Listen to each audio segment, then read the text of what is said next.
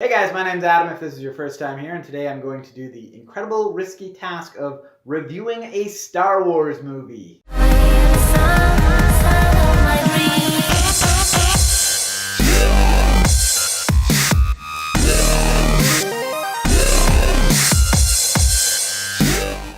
So I'm here to do a spoiler-free review of The Last Jedi. It's always hard to talk about a Star Wars movie without talking about a Star Wars movie, but I'm going to do my best. First things first, did I like it? Did I not like it? I have mixed feelings towards it. Beyond a shadow of a doubt, this is the most bold Star Wars movie you will ever see. There's a lot of things that were put in there as if to say, this is my movie, this is how I'm doing it. And there's a lot of things that were put in there that I agree with and a lot of things that I didn't. But overall, like I said, I can't say I hated the movie or I loved it. There's things I liked, things I didn't. That's not me pandering. I think that anyone that sees this is going to say, I can understand why you felt that way no matter what someone says. If you really like this movie and somebody doesn't, you're probably going to say, yeah, I can see why. And if you don't like this movie and someone really does, you're going to say, yeah, I can see why.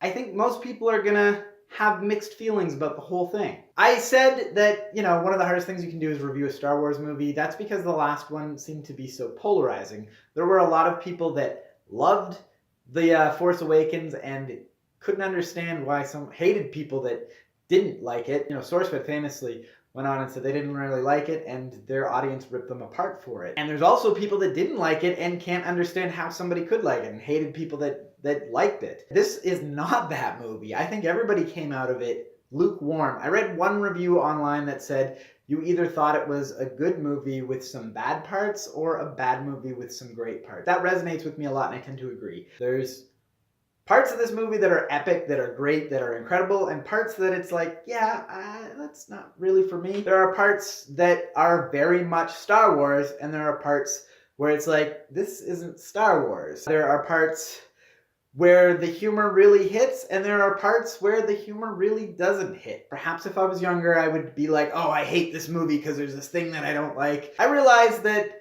it's not an audience of one. Just because I don't like it, these parts are put in for other people, and this part's put in for me, and this part's put in for another person. Do we get an answer to Rey? Yes, we do. And the truth is, some people really liked the answer, and some people really didn't. And I'm going to tell you that because that's not a spoiler, because no matter what the answer is, some people are going to really like it, and some people are going to really not like it. Do I think it'll be the answer that they go with in the third movie, because everything can get retconned? I don't know, we'll have to see.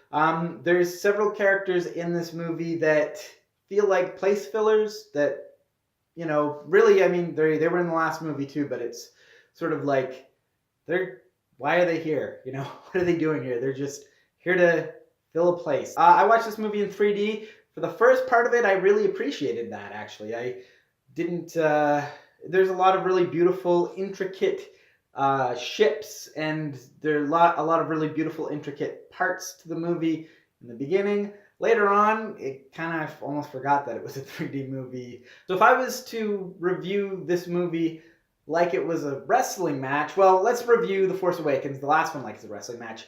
I'd probably say that it was kind of a spot fest, where, guy comes in and hits a move that you recognize, and the other guy hits him with a move you recognize, and the other guy does a move you recognize, and it's, oh, I know that move, I know that move. That's The Force Awakens.